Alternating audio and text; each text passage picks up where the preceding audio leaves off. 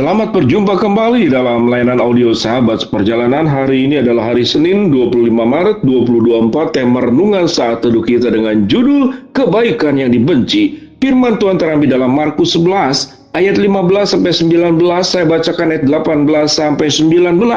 Imam-imam kepala dan ahli Taurat mendengar tentang peristiwa itu, dan mereka berusaha untuk membinasakan dia, sebab mereka takut kepadanya. Melihat seluruh orang banyak takjub akan pengajarannya. Menjelang malam mereka keluar dari kota itu. Mari kita berdoa.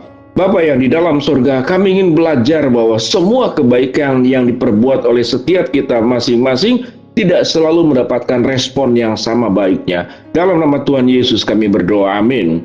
Shalom sahabat seperjalanan yang dikasihi Tuhan. Sebuah pemahaman yang sangat umum bahwa kalau kejahatan itu dibalas dengan kejahatan atau dibalas dengan setimpal, itu adalah nilai-nilai hukum dunia. Gigi ganti gigi, tangan ganti tangan, kaki ganti kaki.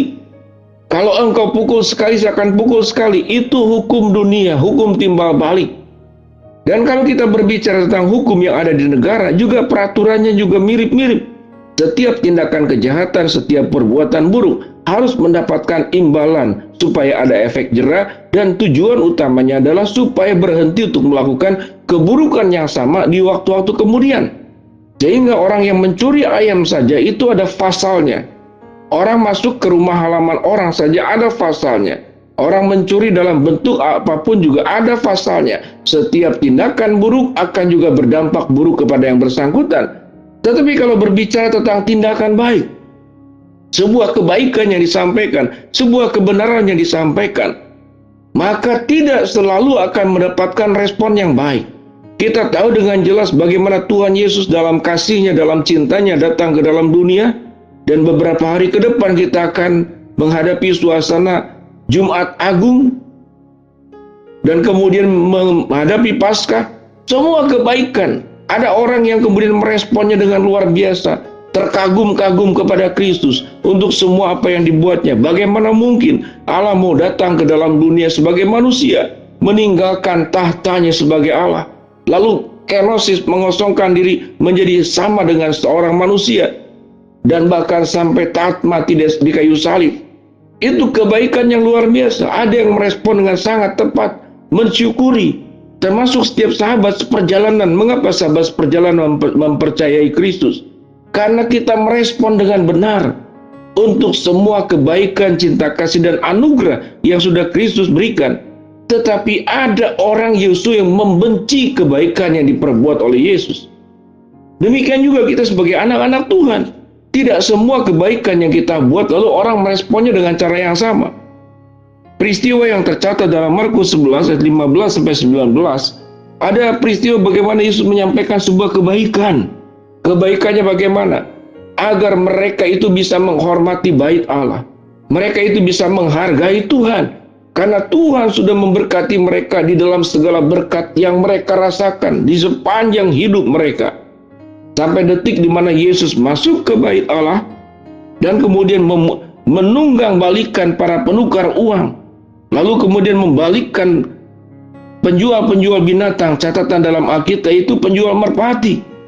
Lalu kemudian Alkitab mengatakan Yesus tidak memperbolehkan bahkan melintasi bait Allah saja, membawa barang-barang dagangan itu tidak diperbolehkan. Lalu Yesus berkata, rumahku disebut sebagai rumah doa, tapi engkau menjadikannya sebagai sarang penyamun.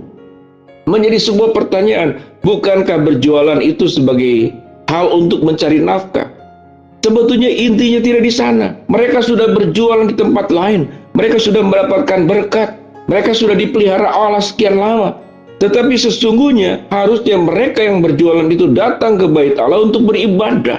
Maka motif utamanya adalah beribadah kepada Allah, memuliakan Allah, menghormati Allah. Tetapi tipikal orang yang berjualan seperti ini adalah mereka sepanjang hidupnya hanya mengejar yang namanya berkat Allah. Sehingga tatkala ada waktu yang diminta oleh Tuhan sesaat untuk engkau datang ke bait Allah, untuk engkau beribadah, tidak mau. Bukankah kita seperti demikian? Kita akan datang ke ibadah pada hari Minggu, mungkin tatkala toko kita sepi, tatkala kita tidak ada kerjaan. Kita memang tidak berjualan seperti para penjual yang di bait Allah. Tetapi kita berjualan di mana hari-hari yang harusnya dikuduskan, hari yang harusnya dikhususkan. Hanya 1 minggu 1 kali engkau ibadah 1 jam 2 jam, tapi engkau korbankan juga. Sementara Tuhan kita minta di dalam doa-doa kita agar Tuhan mengingat kita sepanjang waktu, sepanjang hari, sepanjang jam, sepanjang menit. Engkau janganlah melupakan aku ya Tuhan, karena Engkau adalah Allah yang maha kasih, Engkau adalah Allah yang maha pemelihara. Jangan tinggalkan aku Tuhan.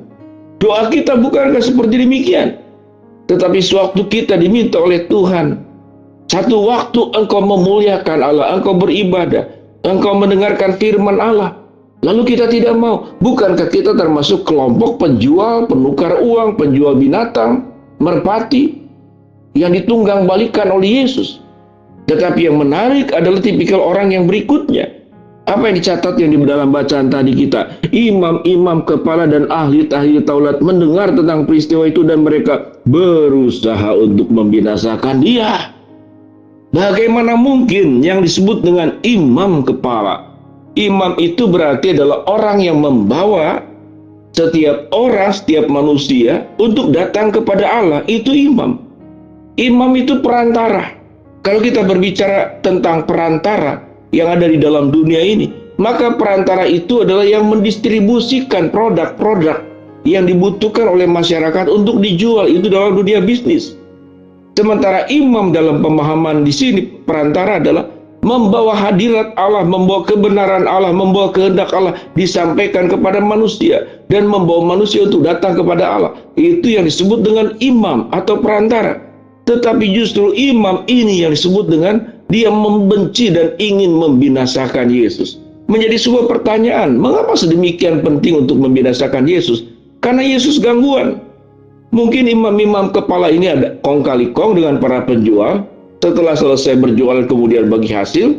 Ada aspek lagi kenapa imam-imam kepala berbicara tentang ada satu figur yang bernama Yesus, yang menjadi saingan, kompetitor. Bisa menjadi bentuk iri.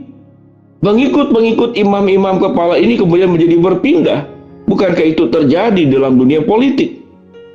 Orang kemudian saling berjuang untuk merebut simpatisan, merebut pengikut, merebut orang-orang yang tetap menguntungkan dirinya. Tapi tatkala ada pihak lain yang datang, kita akan berjuang untuk membinasakannya. Itulah sifat dan naluri dasar manusia, sifat berdosa manusia. Ada 2 dosa. Yang pertama adalah hanya ingin mencari berkat Tuhan, tetapi tidak pernah mau memuliakan Allah dan mendengarkan firman, kata-kata dan titanya. Yang kedua, kita mengikut Tuhan, tujuannya adalah kompetisi. Harus saya yang menjadi populer, harus saya yang menjadi diuntungkan, harus saya yang menjadi yang diutamakan. Itulah yang disebut dengan pihak imam-imam kepala. Apakah ada sifat imam-imam kepala dalam diri kita? Apakah ada sifat para penukar uang dan penjual binatang di bait Allah? Itu ada di dalam diri kita. Kalau ada, maka dalam suasana akan menghadapi Jumat Agung sampai Paskah ke depan, kita mengalami sebuah pertobatan. Ya Tuhan, ampuni segala salah dan dosaku. Dosa seperti para penjual di bait Allah, dosa seperti para imam-imam kepala. Mari kita berdoa. Bapa dalam surga, biarlah kami terus belajar bahwa kebaikan tidak selalu kemudian mendapatkan timbal balik. Sebagai anak-anak Tuhan, kami juga terus berjuang agar kami terus mensyukuri kebaikan Allah. Hamba-Mu berdoa buat sahabat seperjalanan yang sedang sakit, Tuhan jamah sembuhkan. Sahabat seperjalanan yang sedang menghadapi masalah, Tuhan bukakan jalan. Sahabat seperjalanan yang sedang berdoa mengharapkan sesuatu, Tuhan kabulkan dengan cara dan waktunya Tuhan. Dalam nama Tuhan Yesus kami berdoa, amin.